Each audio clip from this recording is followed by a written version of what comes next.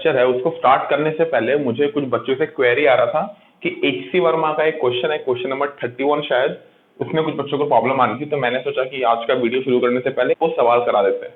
ठीक है, आप लोग अगर किसी भी सवाल में डाउट होता है, वो बहुत सारे बच्चों को डाउट होता है, तो मैं क्या करूंगा, सीधा हर जो मेरा वीडियो आएगा उसके पहले मैं उसको समझा दूंगा। ठीक है, तो ये सवाल एक बार पढ़ लो आप लोग। तो सवाल आई वो पढ़ लिया होगा। सवाल में ये बोला है कि कॉइन है हमारे पास और एक लिफ्ट है। लिफ्ट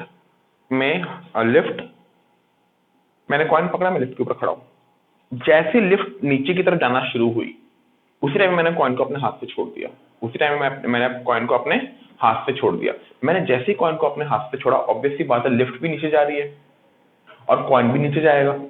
तो फाइनली ऐसा होगा ना, ये कॉइन है, ये लिफ्ट है, फाइनली ऐसे जाके कहीं टकराएगी इससे। हमें बोला है कि 1 सेकंड बाद टकराती है। कितने बार टकरा रही है?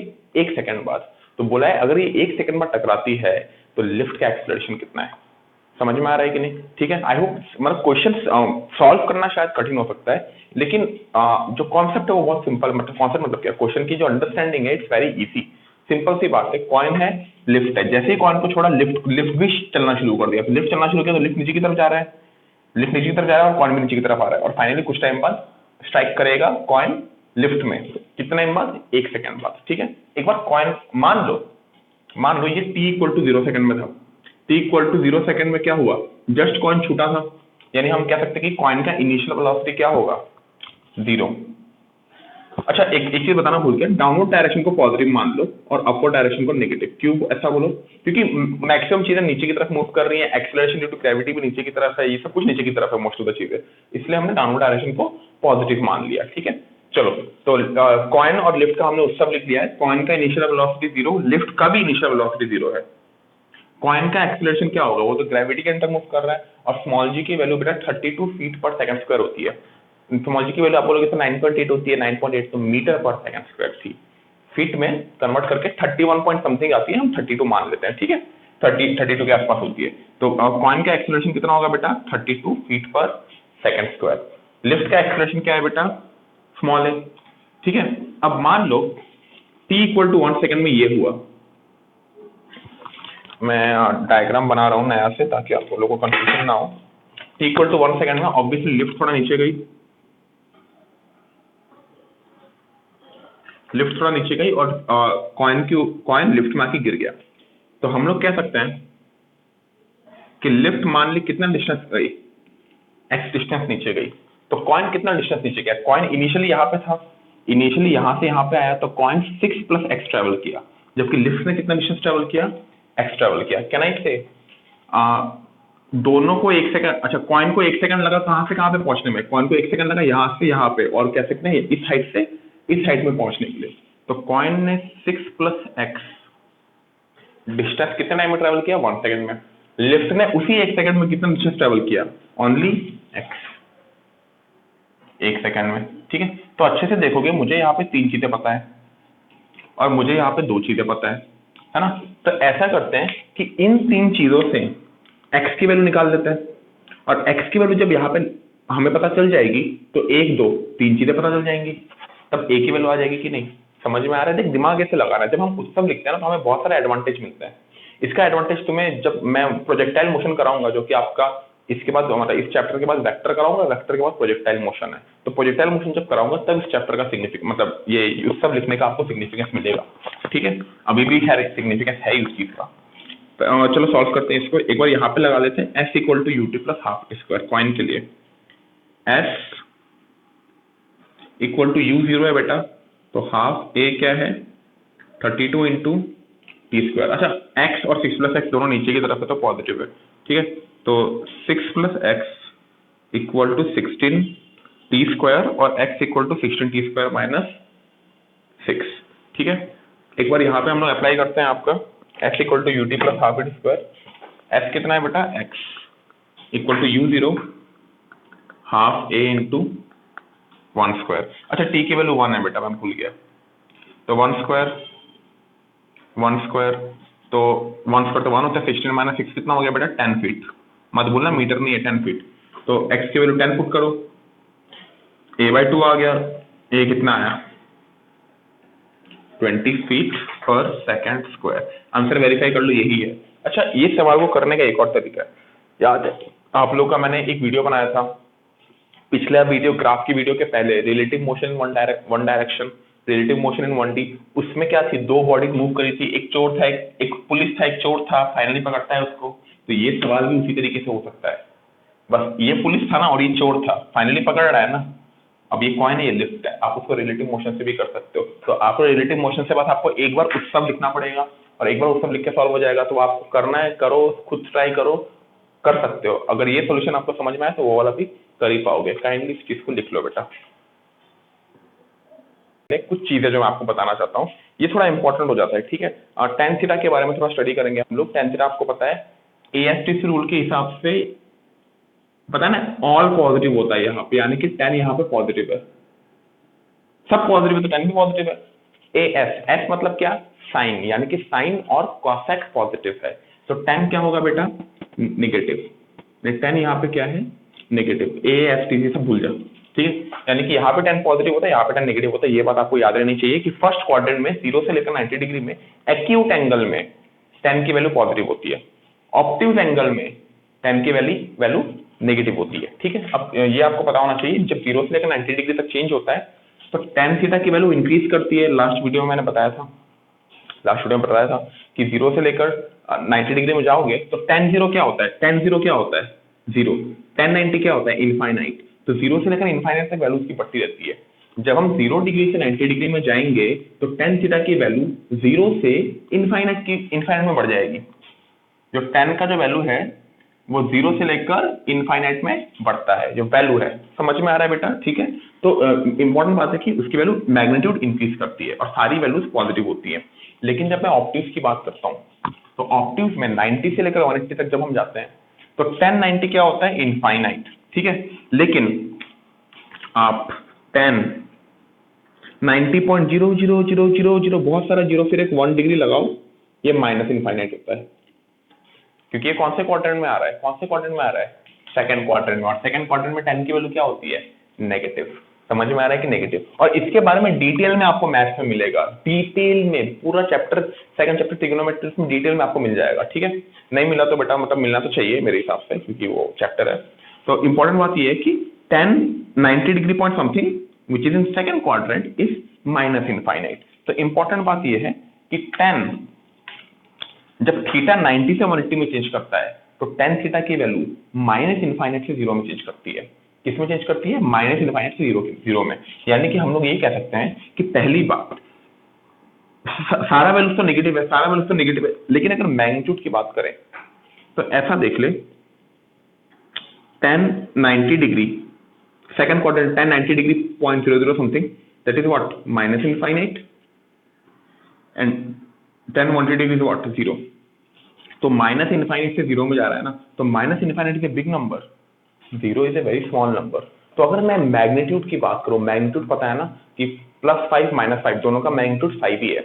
-5 का मैग्नीट्यूड क्या है, 5 है, ये आपको पता होगा। तो मैग्नीट्यूड वाइज जाए तो 1090 का मैग्नीट्यूड देख कितना बड़ा है और 1080 का मैग्नीट्यूड देख कितना छोटा है। तो मैग्नीट्यूड घट रहा है। क्या मैग्नीट्यूड ऑफ 10 क्या हो रहा है, घट रहा है। यानी कि वैल्यू ऑफ 10 थीटा क्या हो रही है, घट रही है। समझ में आया कि नहीं। लेकिन सारी वैल्यूज क्या होंगी, नेगेटिव होंगी। यानी कि वैल्यूज ऐसे घटेंगी, माइनस इनफाइनाइट, फिर -100, कुछ -10, -5, -2, -1, -0.05, फिर फाइनली कहीं जाके 0।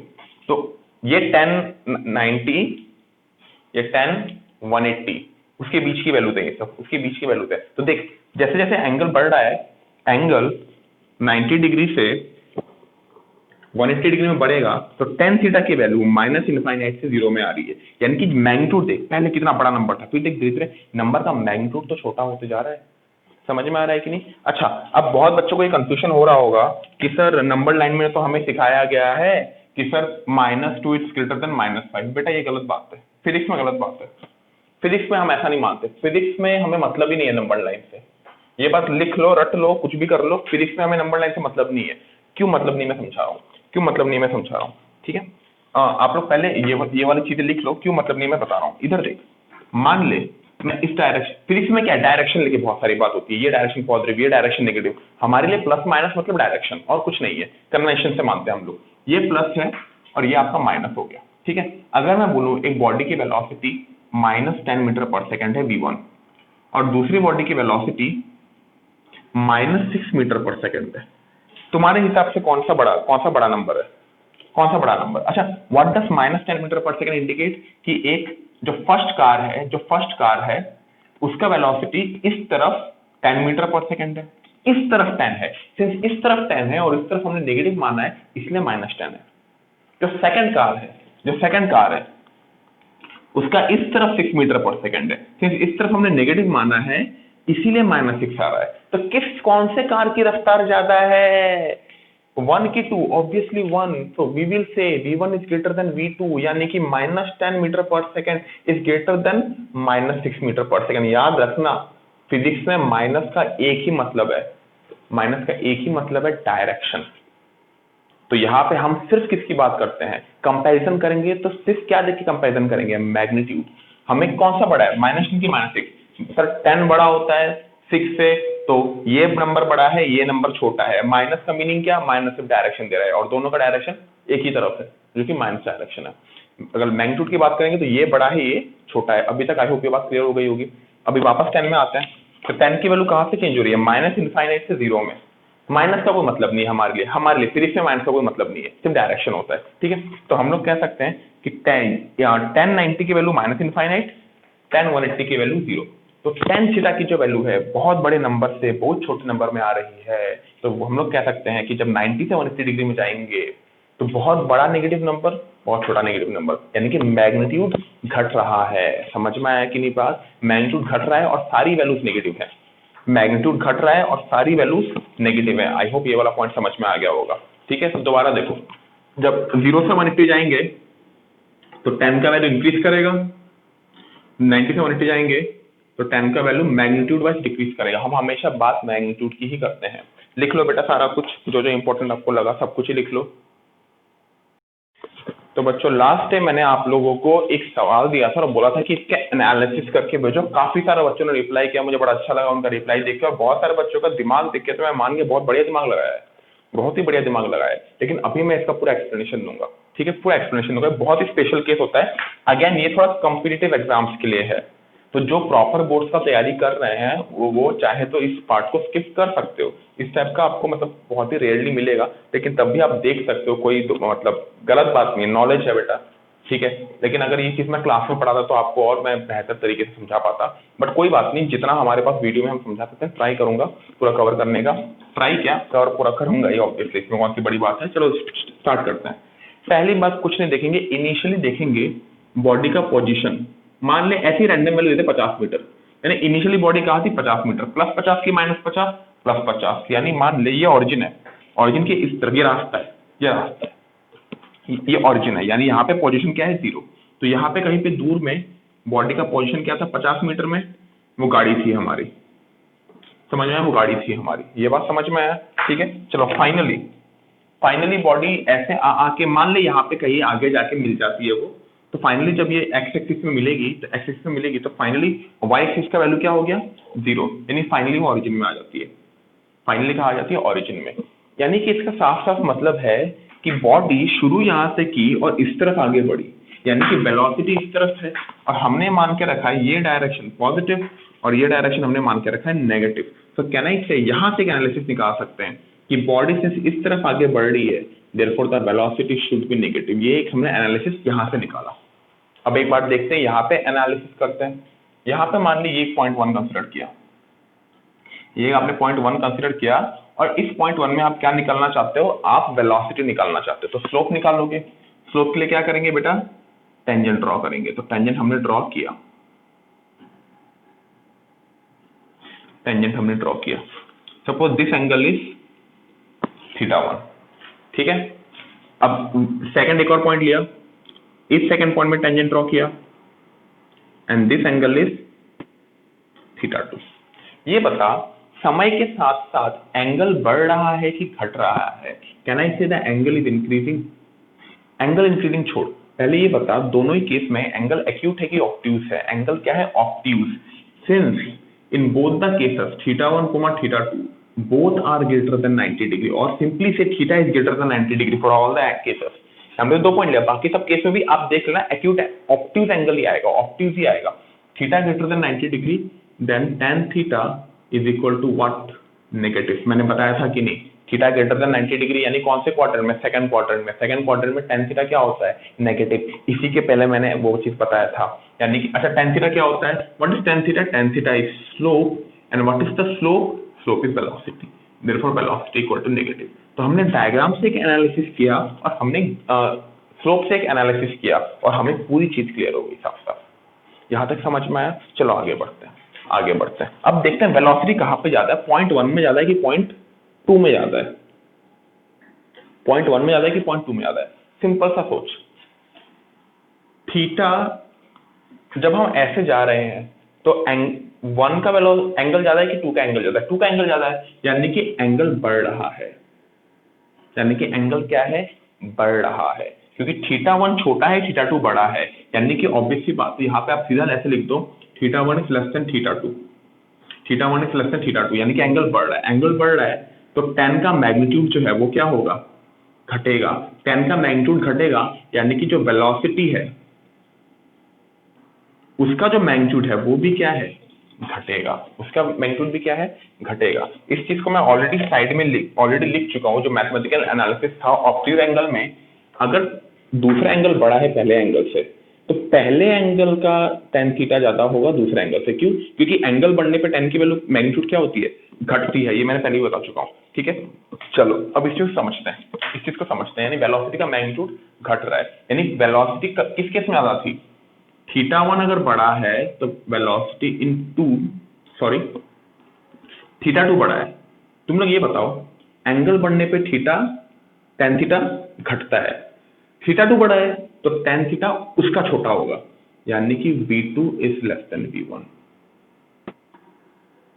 ये पार्ट अगर आप लोगों को समझ नहीं आए तो इस पार्ट को मैं और अच्छे से एक्सप्लेन करके देता हूँ। सिंपली यहाँ पे देख, थीटा बढ़ने पे tan थीटा घटता है, θ2 बड़ा है तो tan θ1 बड़ा होगा। tan θ1 is what?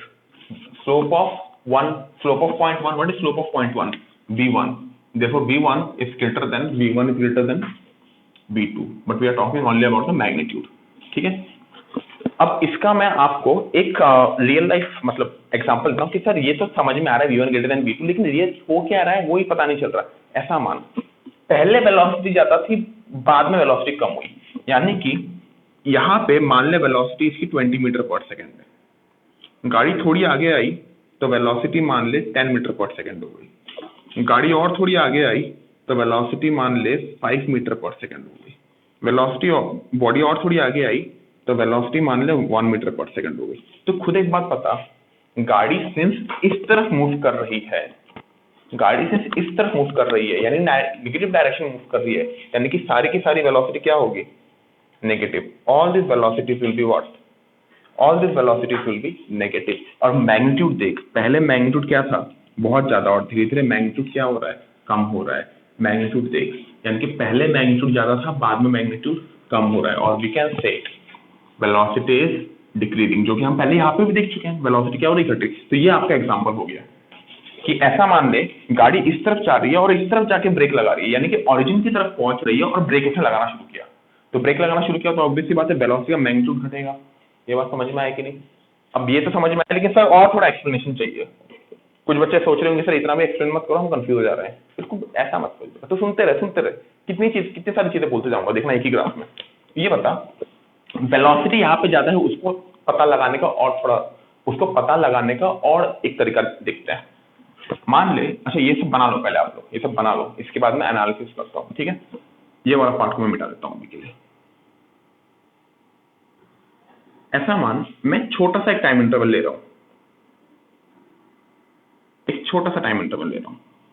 ये मान ले 1 सेकंड का टाइम इंटरवल है। इस 1 सेकंड में देख, 1 सेकंड के शुरू होते में यहाँ पे था, बॉडी यहाँ पे थी। 1 सेकंड खत्म होने के बाद बॉडी यहाँ पे थी, यानी इस 1 सेकंड में बॉडी ने ये कुछ डिस्टेंस ट्रेवल किया होगा। पॉइंट 2 के आसपास एक 1 सेकंड ले, 0.2 के आसपास एक 1 सेकेंड ले, यहाँ पे बॉडी ने देख कितना ट्रेवल किया, बहुत ही कम। यानी इनिशियली 0.1 के सामने बहुत ज्यादा डिस्टेंस ट्रेवल कर रही है पर यूनिट सेकंड, 0.2 के आसपास 1 सेकंड में बहुत ही कम ट्रेवल कर रही है। यानी 0.1 के पास वेलोसिटी ज्यादा है, 0.2 के पास वेलोसिटी कम है। यानी यहाँ पे हम कह सकते हैं कि velocity at 1 is greater then velocity at 2। देख, लेकिन दोनों ही केस में देख, बॉडी ट्रेवल किस तरफ कर रही है, नीचे की तरफ। नीचे की तरफ मतलब क्या, पोजीशन की वैल्यू घट रही है, पोजीशन की वैल्यू घट रही है मतलब ओरिजिन की तरफ आ रही है, क्योंकि ओरिजिन से दूर जाएंगे तो पोजीशन की वैल्यू बढ़ती जाएगी ना, ऐसे बढ़ेगी ना, 1 metre 2 metre 3 metre 4 metre 5 metre, लेकिन वापस आएंगे तो 5 metre 4 metre 3 metre 2 metre and so on. यानी पोजीशन की वैल्यू घट रही है, यानी ओरिजिन की तरफ आ रही है। वो इससे भी समझ में आ जाता है। देख बड़ा समझने का बहुत तरीका है, हजार तरीके, हजार लाखों करोड़ तरीके हैं, ठीक है, लेकिन अपने को अंदाजे अंदाजा मतलब क्या, प्रॉपर नॉलेज के साथ समझना पड़ेगा। आई होप ये वाला ग्राफ क्लियर होगा। अब देखो इतना, अगर ये ग्राफ में डाउट है तो इतना माथा मत मारो, क्योंकि जब फिजिकल क्लास स्टार्ट होगा तब ये सब चीजें मैं बार बार बहुत अच्छे से समझाऊंगा। और वैसे भी थोड़ा हाई लेवल का चीज है, लेकिन अगर समझ में आ जाए तो बहुत बढ़िया है, वेरी गुड। हाँ तो बच्चों, जो नेक्स्ट वीडियो मैंने आपको दिया था ये भी कुछ ऐसा ही वीडियो था, ये वाला ऐसा वीडियो बोलता डिक्रीजिंग कर्व। तो इनिशियली देखते हैं एस की वैल्यू मान ले 50 मीटर है, फाइनली एस की वैल्यू 0 है। यानी इनिशियली बॉडी +50 में थी। अब ज्यादा मैं टाइम दूंगा नहीं इस वीडियो में, क्योंकि वीडियो बहुत लंबा हो जाता है, नहीं तो पिछला वाला समझ में आएगा तो ये वाला भी समझ में आ ही जाएगा। इनिशियली 50 में था, फाइनली 0 में आ जाता है, यानी कि बॉडी इस तरफ मूव कर रही है। यहाँ से साफ हमको इन्फो मिलता है, ये डायरेक्शन प्लस है, ये डायरेक्शन माइनस है, यानी कि वेलोसिटी आपकी क्या है बेटा, नेगेटिव। यहाँ से इन्फो मिलती है। अब यही नेगेटिव की इन्फो हम यहाँ से कैसे निकाल सकते हैं, इसको 0.1 मान ले और इसको 0.2 मान ले। 0.1 पहले आता है, तो 0.1 का जो स्लोप है θ1 और 0.2 का जो स्लोप है दैट इज θ2। तो पहले कौन सा आ रहा है, 0.1 पहले आ रहा है, तो 1 का एंगल ज्यादा है। यानी कि जब हम आगे बढ़ते हैं समय में 1 से 2 में जाते हैं तो एंगल की वैल्यू क्या हो रही है, घट रही है। θ1 इज ग्रेटर देन θ2, यानी एंगल इज डिक्रीजिंग। अच्छा, पहली बात, दोनों ही एंगल क्या है, ऑप्टिक्स। और ऑप्टिक्स एंगल में हमको पता है जो tan की वैल्यू होती है, tan की वैल्यू होती है वो नेगेटिव, यानी tan what is tan theta, what is tan theta, slope, and what is slope, velocity. यानी वेलोसिटी यहाँ पे क्या है, नेगेटिव। वो हमको ग्राफ के एनालिसिस से भी मिल गई और यहाँ से भी हमको रियल डायग्राम से मिल गया। अच्छा, थीटा की वैल्यू घट रही है। ऑप्टिक्स एंगल में जब थीटा घटता है तो tan का मैग्नीट्यूड क्या होता है बेटा, बढ़ता है। In short, magnitude of velocity is increasing, magnitude of velocity is increasing. और वो हो भी क्यों ना, अगर मैं 0.1 के आसपास एक टाइम लिमिट देखता हूँ, 0.1 के आसपास मैंने एक छोटा सा टाइम लिमिट देखा, छोटा सा एक टाइम ड्यूरेशन देखा, 1 सेकंड का मान ले, तो बॉडी कितना कम डिस्टेंस ट्रेवल कर रही है, कितना कम ट्रेवल कर रही है। लेकिन सेम चीज अगर मैं 0.2 के आसपास देखता हूँ, सेम टाइम ड्यूरेशन, अब देखो कितना ज्यादा डिस्टेंस ट्रेवल कर रही है, कंपैरेटिवली ज्यादा डिस्टेंस ट्रेवल कर रही है। यानी कि जैसे समय बढ़ रहा है उसकी स्पीड क्या हो रही है, बढ़ रही है। यानी हम ये कह सकते हैं कि यहाँ पे स्पीड मान ले 1 मीटर पर सेकेंड है, यहाँ पे स्पीड 2 मीटर पर सेकेंड होगी, यहाँ पे कहीं पे 5 मीटर पर सेकेंड होगी एंड सो ऑन, 8 मीटर पर सेकेंड एंड सो ऑन। 8 या 10 मान ले, कुछ भी मान ले, वो that depends upon the graph, exactly graph किस पॉइंट से पार हो रहा है उस पर डिपेंड करेगा। इन शॉर्ट, ये ओरिजिन की तरफ आ रहा है, लेकिन इसकी स्पीड क्या हो रही है, बढ़ रही है। और हर तरफ स्पीड क्या है, all the speeds are negative, why, they are directed in that direction. देखो तुम्हें पिछला वाला वीडियो समझ में आया, इसलिए ये वाला एक्सप्लेनेशन मैंने कितना जल्दी कर दिया। पिछले वाले में टाइम लगा था, ये वाला जल्दी हो गया क्योंकि आपको पिछला वाला वीडियो समझ में आया है और ये वाला समझने में उतना टाइम नहीं लगेगा। पिछला वाला केस में क्या था, गाड़ी इस तरफ जा रही थी, ब्रेक लगा रही थी, इसमें क्या है, इस तरफ जा रही है, एक्सलेट कर रही है। समझ में आया कि नहीं, ठीक है। तो both are very interesting curve, बहुत स्पेशल टाइप के कर्व है, इंटरेस्टिंग कर्व है, नॉलेजेबल कर्व है, ठीक है बेटा। तो आई होप समझ में आया होगा। अभी लिख लो आप लोग इस चीज को। हाँ तो बच्चों, अभी हम आ चुके हैं वेलोसिटी टाइम ग्राफ में, डिस्प्लेसमेंट टाइम ग्राफ में, sorry position time graph. Position time graph में हमने बहुत कुछ एनालाइज किया, बहुत कुछ पढ़ाई की। लिटरली एक वीडियो और आधा वीडियो तो हमने उसी में डाल दिया। वेलोसिटी टाइम ग्राफ ये जल्दी हो जाएगा और इसके बाद एक्सेलरेशन टाइम ग्राफ वो तो और जल्दी हो जाएगा, ठीक है। तो वेलोसिटी टाइम ग्राफ हम बनाते हैं, स्टार्टिंग करते हैं। स्टार्टिंग हमारा ग्राफ है, ये वेलोसिटी है, ये टाइम है, ये मतलब जो ग्राफ है ओवरलैपिंग द टाइम एक्सिस। अच्छा, इसका मतलब क्या है, टाइम की वैल्यू बढ़ रही है लेकिन वेलोसिटी की वैल्यू 0 है। What does it mean velocity की वैल्यू 0 है? वेलोसिटी की वैल्यू 0 यानी बॉडी एट रेस्ट। तो बॉडी एट रेस्ट यानी कि ये मान ले ऑरिजिन था, suppose this was the origin, तो बॉडी यहाँ पे रहे या यहाँ पे रहे या यहाँ पे रहे, बॉडी कहीं भी रहे है तो रेस्ट में, मतलब यहाँ पे भी रुकी हुई है, यहाँ पे भी मान ले रुकी हुई है, 3 बॉडी है मान ले, पहली बॉडी यहाँ पे रुकी है, सेकंड बॉडी यहाँ पे रुकी है, थर्ड बॉडी यहाँ पे रुकी है, तो तीनों ही तो रेस्ट में है, तीनों का ही वेलोसिटी क्या है? 0 है। तीनों का ही वेलोसिटी 0 है टाइम बढ़ने के साथ, यानी ये ग्राफ बनेगा तीनों के लिए। समझ में आ रहा है कि नहीं? याद है? याद कर, पोजीशन टाइम ग्राफ में जा, S1 का ग्राफ, S1 का ग्राफ इसके लिए था, body at rest at origin, S2 का ग्राफ इसके लिए था और S3 का ग्राफ इसके लिए था, यानी कि S1 S2 S3 का corresponding graph velocity time graph ये है। समझ में आ रहा है कि नहीं? S1 S2 S3 जो पोजीशन टाइम ग्राफ हमने 3 बनाए थे उसके कॉरस्पॉन्डिंग वेलोसिटी टाइम ग्राफ ये है। आई होप समझ में आ गया होगा बेटा, लिख लो इस चीज को। अब तो बच्चों जो नेक्स्ट ग्राफ है हमारा वो है बेटा वेलोसिटी टाइम ग्राफ, ठीक है? तो वेलोसिटी टाइम ग्राफ सॉरी किसके लिए? V2 वेलोसिटी टाइम ग्राफ, ये ग्राफ है मान ले। What does it mean?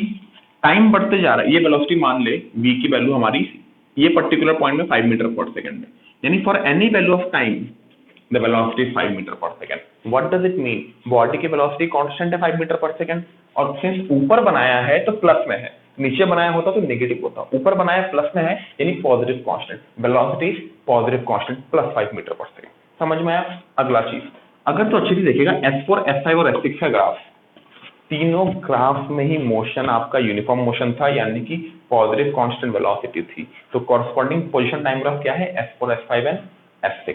समझ में आया कि नहीं बेटा? अच्छा एक बात बता, S4 में उसने ऑरिजिन से स्टार्ट किया था और S5 में उसने ऑरिजिन के थोड़े आगे से स्टार्ट किया था। S4 में और S5 जो मैंने पोजीशन टाइम ग्राफ की बात बता रहा हूँ, यहाँ से स्टार्ट किया था। S6 को अभी के लिए थोड़ा इग्नोर करते हैं, ठीक है? इन दो को कंपेयर करते हैं, एक ने पीछे से स्टार्ट किया, एक ने थोड़ा आगे से स्टार्ट किया। तो एक बात बता, दोनों का ही वेलोसिटी टाइम ग्राफ सेम है, दोनों का ही वेलोसिटी टाइम ग्राफ सेम है, तो एक बात बता, क्या वेलोसिटी टाइम ग्राफ से मैं पोजीशन निकाल सकता हूं? नहीं, सुनना अच्छे से, इसका भी वेलोसिटी टाइम ग्राफ ये, क्योंकि इसका भी velocity constant 5 metre per second इस तरफ, जो S5 था, पहले S4 S5 जाके पढ़ो, S4 S5 जाके पढ़ो, फिर यहाँ पे आना, वापस वो वीडियो का पार्ट देखो या नोट्स पेपर देखो, फिर इसमें आना।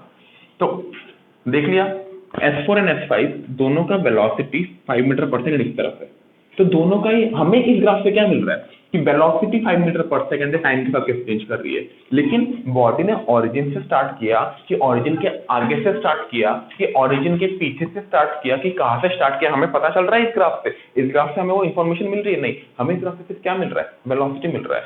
तो ये कंक्लूजन होता है, we can not determine position from velocity time graph, ये लिख लो, but we can determine displacement, और what is displacement? Change in position. Displacement क्या होता है बेटा? Change in position from velocity time graph. ठीक है बेटा, ये जो सेकंड पॉइंट जो लिखा है मैंने, बट के बाद जो सेकंड पॉइंट लिखाया है, इसका एक्सप्लेनेशन मैं थोड़ा टाइम बाद दूंगा, बिल्कुल घबराने की जरूरत नहीं, इसका एक्सप्लेनेशन मैं थोड़ा टाइम बाद दूंगा, मे बी अगले वीडियो में शायद दूंगा। अभी के लिए बस आप फर्स्ट वाले को ध्यान में दो, सेकंड वाले को मैं समझाऊंगा, अभी बस लिख के रख, बस लिख के रख, ठीक है? तो पोजीशन का हम पता नहीं लगा सकते, ठीक है? ये बात आई होप समझ में आ गया होगा वेलोसिटी टाइम ग्राफ के बारे में, ठीक है? अच्छा एक चीज, S6 के ग्राफ के बारे में मुझे एक इन्फॉर्मेशन देनी थी। जो S6 का ग्राफ है, S6 का ग्राफ कैसा होगा? वो ऐसा होगा, क्योंकि अच्छे से देखेगा उसने रेस ही थोड़ा टाइम बाद स्टार्ट की। S6 का ग्राफ देख, रेस ही उसने थोड़ा टाइम बाद स्टार्ट किया, थोड़ा टाइम बाद उसने मोशन शुरू किया, तो जब तक उसने मोशन शुरू नहीं किया था ऐसा था उसका पोजीशन टाइम ग्राफ, अच्छे से देखेगा तो ऐसा था, यानी इस टाइम तक T1 तक तो वो जगह में ही था, ऑरिजिन में खड़ा था, T1 तक तो वो जगह में ही खड़ा था, अब T1 तक तो वो जगह में खड़ा था, यानी T1 तक तो उसकी वेलोसिटी 0 थी, यानी इस पर्टिकुलर इंस्टेंस तक उसकी वेलोसिटी क्या थी? 0 थी। तो ग्राफ ऐसा बनेगा, इस पार्ट में ये वाला पार्ट ओवरलैप होगा और ठीक नेक्स्ट पार्ट में यहाँ तक, यानी T1 के पहले ये वाला ग्राफ होगा, T1 के बाद ये वाला ग्राफ होगा। आई होप समझ में आ गया होगा बेटा, बहुत ही मतलब कठिन चीज तो है नहीं उतनी। ठीक है बेटा, लिख लो इस चीज को। हाँ तो बच्चों, जो हमारा V3 ग्राफ है वो सिंपल सा ग्राफ है, देख सकते हो डायग्राम में, सीधी बात है, वेलोसिटी टाइम ग्राफ है। वेलोसिटी नीचे की तरफ है और स्ट्रेट लाइन है, यानी टाइम बढ़ रहा है लेकिन वेलोसिटी की value -5 metre per second constant है, -5 मीटर पर सेकंड कांस्टेंट है। या अच्छा, व्हाट्स द मीनिंग ऑफ -5? +5 यानी इस तरफ, -5 यानी उस तरफ, यानी कि जो बॉडी है वो इस तरफ मोशन कर रही है। किस तरफ मोशन कर रही है? दोनों ही केस में इस तरफ मोशन कर रही है। अब आपने S7 और S8 देखा होगा, S7 और S8 देखा होगा, दोनों में ही वेलोसिटी क्या थी? नेगेटिव थी। देख S7 और S8 खोल के, दोनों में ही स्लोप नेगेटिव था, स्लोप ऑब्ट्यूज एंगल था S7 और S8 में। तो S7 और S8 में वापस कॉपी पलट के देखो, S7 और S8 में, वीडियो पॉज करके देखो, S7 और S8 में स्लोप नेगेटिव था। S7 और S8 का स्लोप क्या देता है हमें? वेलोसिटी नेगेटिव था, स्ट्रेट लाइन था S7 और S8, तो स्ट्रेट लाइन का स्लोप कांस्टेंट होता है। स्लोप कांस्टेंट यानी वेलोसिटी कांस्टेंट एंड नेगेटिव, क्योंकि ऑब्ट्यूज एंगल था। वेलोसिटी कांस्टेंट एंड नेगेटिव, इसका देख वेलोसिटी कांस्टेंट एंड नेगेटिव। समझ में आया? प्रॉपर रिलेशन है, प्रॉपर रिलेशन है। आई होप समझ में आ गया, कोई बड़ी बात नहीं है बेटा, लिख लो। तो बच्चों, जो नेक्स्ट ग्राफ है वो V4 ग्राफ है हमारा, बहुत ही इंपॉर्टेंट ग्राफ है। मैं आपको समझाता हूँ क्या है। It's a straight line incline to time. पहली बात, वेलोसिटी टाइम ग्राफ का जो स्लोप होता है वो क्या देता है? What is slope? Straight line है, slope will be tan theta. तो हमने क्या किया, यहाँ पे ट्राइंगल बनाया, यहाँ पे हमने ट्राइंगल बनाया। If this is theta, this will be theta again. If this is, what will be this? dv, very small change in velocity. Why? Because ये किस डायरेक्शन में जा रहा है? ऊपर की तरफ, और ऊपर की तरफ क्या है बेटा? Velocity. What will be this? Small change in time dt. इस तरफ क्या है बेटा? टाइम। तो हम लोग ये small change in time dt होगा, और मैं पहले ही बता चुका हूँ स्लोप क्या होता है, dy by dx। यहाँ पे y क्या है? वेलोसिटी, x क्या है? t, तो dv by dt। पता है यार, स्लोप सबको पता है, दोबारा लिख के ही बता देता हूँ। Slope is what? dy by dx। What is y here? v। What is t, x here? t। What is dv by dt? Acceleration। यानी कि slope of velocity time graph gives us what? Acceleration। ये भूलना नहीं है बेटा, बिल्कुल बहुत important बात है। Slope of position time graph gives velocity। Slope of velocity time graph gives acceleration। आगे बढ़ रहे हैं हम लोग, स्लोप से हम आगे बढ़ते हैं। स्लोप से क्या होता है? आगे बढ़ते हैं। पोजीशन टाइम ग्राफ का slope velocity, velocity time graph का slope acceleration, position time graph का slope velocity, velocity time graph का स्लोप एक्सेलरेशन। सिंपल सा चीज है, ठीक है। तो अभी से याद रखेंगे कि वेलोसिटी टाइम ग्राफ का स्लोप हमें क्या देता है बेटा? एक्सेलरेशन। चलो आगे बढ़ते हैं। पहली बात, एंगल क्या है? Less than 90 degree. एंगल क्या है? Less than 90 degree. दूसरा बात, स्ट्रेट लाइन है, स्ट्रेट लाइन का मतलब स्लोप क्या? कांस्टेंट। ये सब याद रखना पड़ेगा बेटा, ये सब याद रखना पड़ेगा, क्योंकि हर पॉइंट का टेंजेंट क्या है? वही लाइन। हर पॉइंट का टेंजेंट वही लाइन है, तो हर पॉइंट का स्लोप क्या होगा? सेम, क्योंकि हर पॉइंट में थीटा सेम। बार बार बताने की कोई बात है ही नहीं। अच्छा देख, slope equal tan theta equal to dv by dt equal to acceleration. तो आपका एक्सेलरेशन क्यों पॉजिटिव आया? क्योंकि थीटा लेस देन 90 डिग्री, तो tan थीटा क्या हो गया? Positive. Theta less than 90 degree है, tan थीटा क्या है? Positive.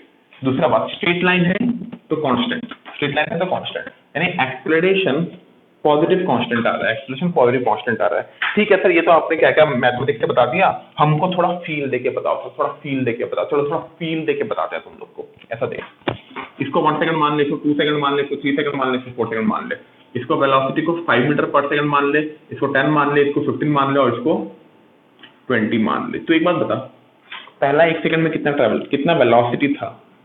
Initial velocity 0 metre per second. जब मोशन स्टार्ट हुआ तो इनिशियल वेलोसिटी 0 थी। 1 सेकंड के बाद वेलोसिटी क्या हो गई? 5। 2 सेकंड के बाद वेलोसिटी क्या हो गई? 10। 3 सेकंड के बाद वेलोसिटी क्या हो गई? 15। और 4 सेकंड के बाद वेलोसिटी 20। तो तुझे दिख नहीं रहा कि वेलोसिटी बढ़ रही है, और वेलोसिटी 1 सेकंड में कितना बढ़ रही है? 5 मीटर पर सेकंड। देख, इस 1 सेकंड में 5 मीटर पर सेकंड बढ़ी, इस 1 सेकंड में 1 सेकंड से 2 सेकंड में भी 5 से 10 यानी 5 मीटर पर सेकंड बढ़ी। 2 से 3 में भी 1 सेकंड में 10 से 15 यानी 5 मीटर पर सेकंड बढ़ी। इसमें भी 1 सेकंड में 5 मीटर पर सेकंड बढ़ी, 15 से 20 तक, यानी हर 1 सेकंड में वेलोसिटी 5 मीटर पर सेकंड बढ़ रही है। यानी एक्सेलरेशन कितना हुआ? Rate of change of velocity per unit time, change in velocity by change in time. What is the change in velocity? 5 metre per second, यानी 5 metre per second square. Change in velocity 5 metre per second 5 metre per second square, यानी acceleration plus 5 metre per second square constant, acceleration is positive constant. आया कि नहीं समझ में, आया कि नहीं समझ में, इतना कुछ कठिन चीज नहीं है बेटा, ठीक है मिटा रहा हूँ।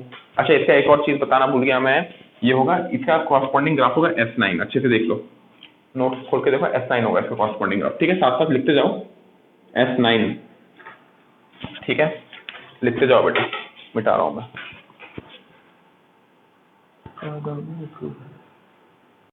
हाँ तो बच्चों जो अगला ग्राफ है वो है आपका V5 में आते हैं, हमें दिख रहा है वेलोसिटी टाइम ग्राफ ऐसा है, यानी इनिशियली वेलोसिटी बहुत ज्यादा थी, मान ली 50 metre per second, finally velocity क्या हो गई 0, यानी पक्का बात है initial velocity 50 metre per second है, फाइनल वेलोसिटी 0 है, यानी वेलोसिटी घट रही है, घट के 0 हुई है, यानी सिंपल यहाँ से हम एनालिसिस कर सकते हैं कि रिटार्डेशन हो रहा है।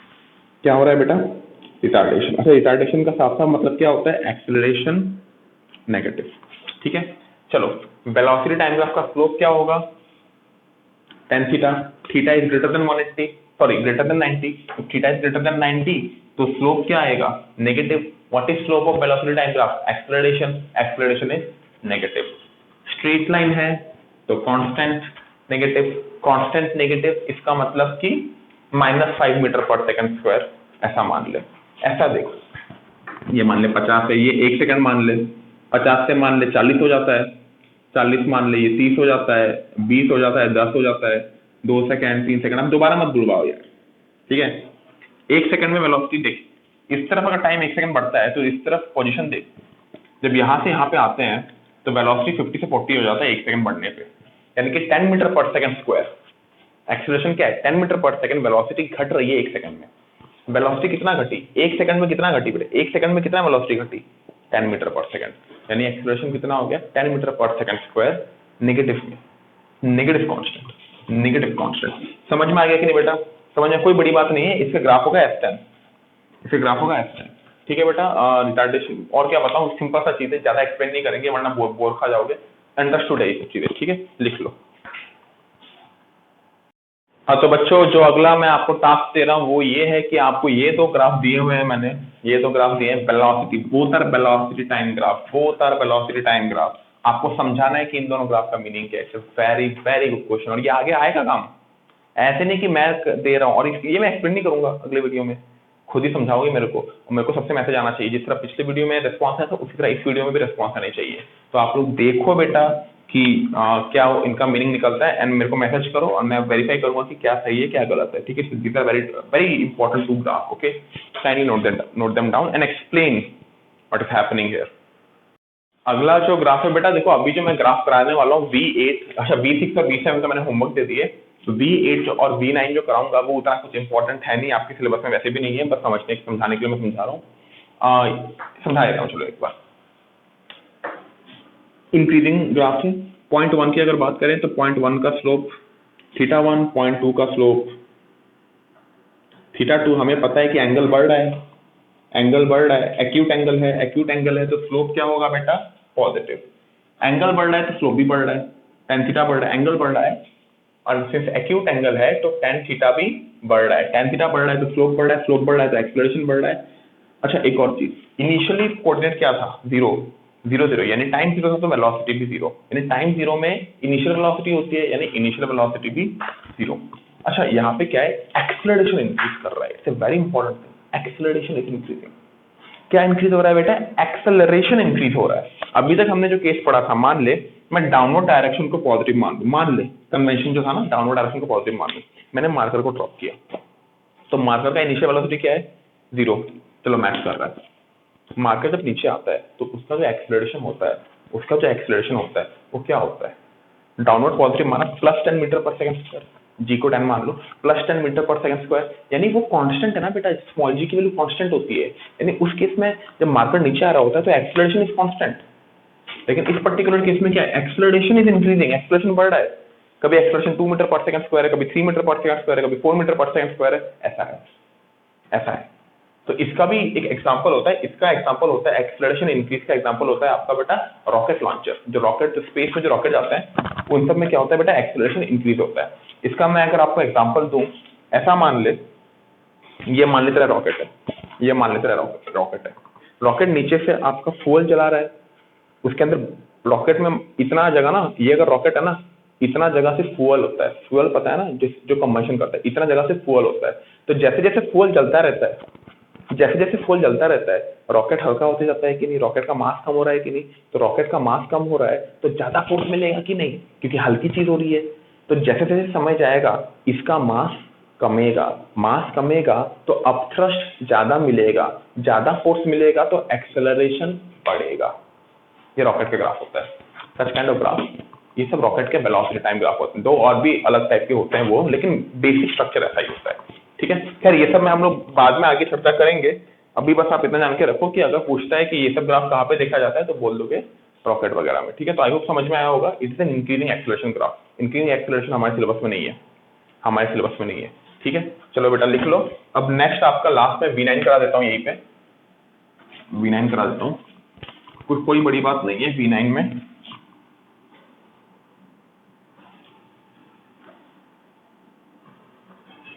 अगर तो इसको 1 मानेगा और इसको 2 मानेगा तो खुद बता भाई, 1 का स्लोप कम है, सॉरी ज्यादा है, और 2 देख एकदम लेट जाएगा, एकदम लेट जाएगा। 2 का स्लोप बहुत ही कम आएगा, एंगल बहुत ही कम बनाएगा। सोच के देख, पूरा बोर्ड में जगह नहीं होगा लेकिन इमेजिन कर सकता है 2 का एंगल क्या है, बहुत ही कम होगा।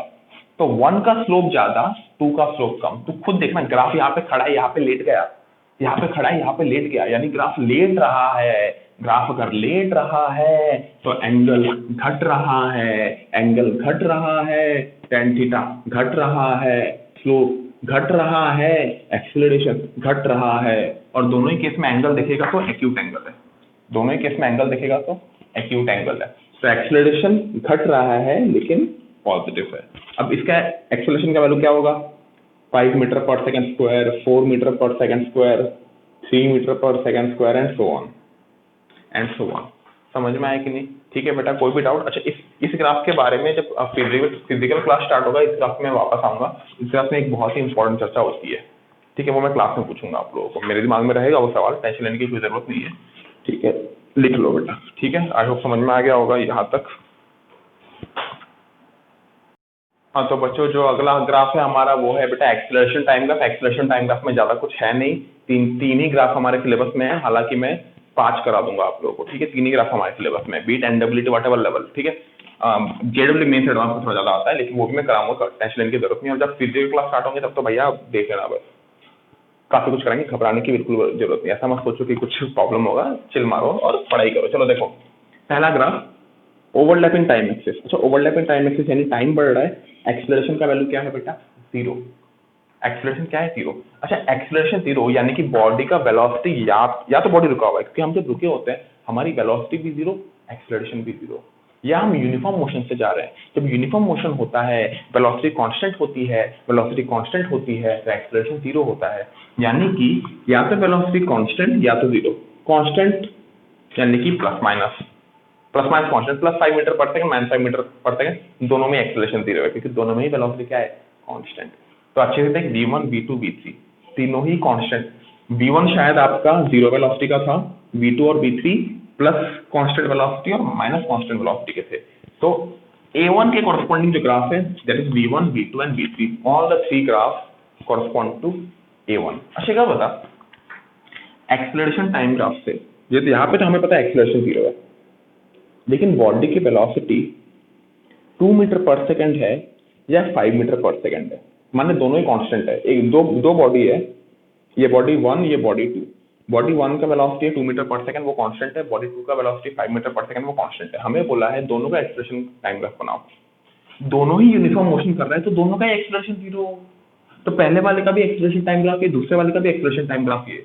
अब कोई बच्चा आया, उसने ये एक्सेलरेशन टाइम ग्राफ देखा, क्या वो इस एक्सेलरेशन टाइम ग्राफ से बता सकता है कि ये एक्सेलरेशन टाइम ग्राफ से वेलोसिटी का क्या वैल्यू है? नहीं बेटा, दिस एक्सेलरेशन टाइम ग्राफ से हम वेलोसिटी 2 मीटर पर सेकंड है कि 5 मीटर पर सेकंड है कि 10 मीटर पर सेकंड है पता नहीं लगा सकते, because this acceleration time graph is applicable for all constant velocity. therefore we cannot determine similar from AT graph, we cannot determine, लिख लो जैसे उसमें लिखा था ना बेटा वेलोसिटी टाइम ग्राफ में डिटरमाइन वेलोसिटी, बट उसमें क्या निकाल नहीं पा रहे थे, वेलोसिटी टाइम ग्राफ से हम पोजीशन नहीं निकाल पा रहे थे, उल्टा रास्ता, वेलोसिटी टाइम ग्राफ से पोजीशन नहीं निकाल पा रहे थे। अभी एक्सेलरेशन टाइम ग्राफ से वेलोसिटी नहीं निकाल पा रहे, लेकिन चेंज इन वेलोसिटी निकाल सकते हैं। वो कब समझाएंगे, आगे समझाएंगे। But from T graph change in velocity can be determined. ये बात लिख लो बेटा, सेकंड पॉइंट मैं आपको बाद में अगले वीडियो में समझाऊंगा। आई होप यहाँ तक आपको समझ में आ गया होगा बेटा, लिख लो इस चीज को। हाँ तो बच्चों, जो आपका अगला टॉपिक है वो है A2। A2 में क्या है, एक्सेलरेशन ऐसा है, यानी कि समय बढ़ रहा है लेकिन एक्सेलरेशन की वैल्यू कांस्टेंट है, और वो क्या है, पॉजिटिव कांस्टेंट। अच्छा, एक्सेलरेशन की वैल्यू पॉजिटिव कांस्टेंट यानी एक्सेलरेशन की कोई वैल्यू मान ले +5 metre per second square. What does it mean? इसका मतलब है वेलोसिटी इंक्रीज कर रही है यूनिफॉर्मली, वेलोसिटी इंक्रीज कर रही है यूनिफॉर्मली। एक्सेलरेशन है मतलब एक्सेलरेशन है मतलब वेलोसिटी बढ़ रही है। वेलोसिटी बढ़ रही है, कौन से ग्राफ में बढ़ रही थी, अच्छे से देख, V4 में बढ़ रही थी। तो इसके कॉरस्पॉन्डिंग ग्राफ क्या हो गया बेटा, V4। समझ में आया कि नहीं? यानी एक्सेलरेशन पॉजिटिव यानी वेलोसिटी बढ़ेगी, ये सबको पता है। एक्सेलरेशन नेगेटिव यानी वेलोसिटी घटेगी, ये सबको पता है बेटा, कोई नया चीज नहीं है। अगला A3 यहीं पे बना दे रहा हूं मैं, AC यहीं पे बना दे रहा हूं मैं, कुछ नहीं है ऐसा। ये इसका मतलब क्या है, acceleration negative constant. Negative constant यानी कि -5 मीटर पर सेकंड स्क्वायर मान ले। एक्सेलरेशन नेगेटिव यानी वेलोसिटी क्या होगी बेटा, घटेगी। तो कौन सा ग्राफ था बेटा, V5, जाके चेक करो, V5 में ऐसा हो रहा था, एक्सेलरेशन इज नेगेटिव कांस्टेंट। समझ में आया? यही तीनों एक्सेलरेशन टाइम ग्राफ आपके सिलेबस में है। इसके बाद वाले जो एक्सेलरेशन टाइम ग्राफ में कराऊंगा वो आपके सिलेबस में नहीं है, लेकिन आप सुन सकते हो, कोई बड़ी बात नहीं है। ठीक है, तो बेटा यहाँ तक आप नोट डाउन कर लो। हाँ तो बच्चों, जो अगला ग्राफ है वो है बेटा आपका ऐसा। अच्छा, यहाँ पे अपने को क्या मिल रहा है, देख, समय जैसे चेंज हो रहा है, एक्सेलरेशन की वैल्यू बढ़ रही है, एक्सेलरेशन बढ़ रहा है। मैंने क्या बताया था, चेंजिंग एक्सेलरेशन हमारे सिलेबस में नहीं है। हमारे सिलेबस में एक्सेलरेशन कांस्टेंट तक है। एक्सेलरेशन जब चेंज करता है वो हमारे सिलेबस में नहीं है, तो ये वाला पार्ट हमारे सिलेबस में नहीं है, तभी मैं पढ़ा देता हूँ।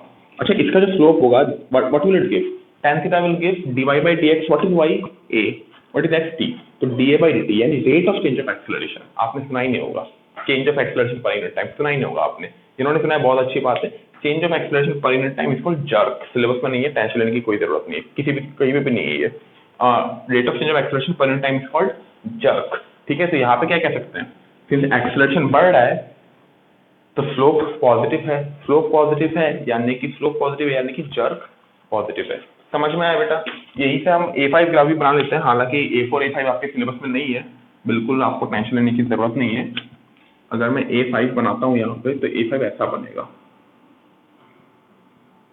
यहाँ पे क्या है बेटा, जो आपका थीटा आ रहा है, that is what, theta is what, greater than 90 degree. तो slope is what, negative, acceleration is decreasing. ठीक है बेटा, कोई इसे जर्क नेगेटिव है, फालतू बातें नहीं है, सिलेबस में पढ़ा दिया बस। ठीक है, खैर यहाँ पे हमारा ग्राफ सारे खत्म हुए, acceleration time graph, velocity time graph और position time graph. Next day हम लोग एप्लीकेशन ऑफ ग्राफ करेंगे, एप्लीकेशन ऑफ ग्राफ करेंगे, बहुत मजा आने वाला है। लेकिन नेक्स्ट डे ग्राफ, नेक्स्ट जो वीडियो आएगा उसको देखने से पहले आपका ये वाला वीडियो क्रिस्टल क्लियर होना चाहिए। ठीक है बेटा, तो यहीं पे रखते हैं, आज का वीडियो खत्म करते हैं यहाँ पे।